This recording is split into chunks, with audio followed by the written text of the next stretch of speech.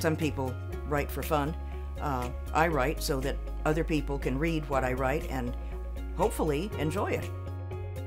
The biggest challenge is following the rules.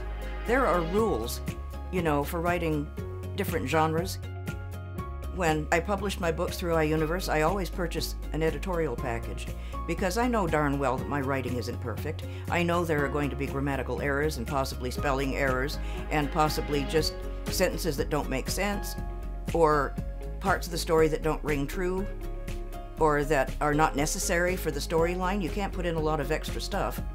So I usually get editing done, and the editors have been really helpful.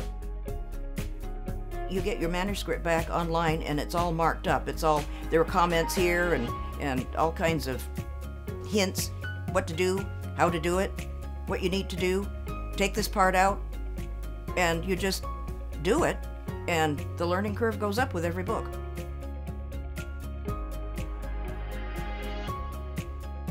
Well, I get a lot of praise. I get pretty good reviews, and people around here who've read the books always stop me in the hall at the hospital and tell me how much they like them, and I get people posting on Facebook.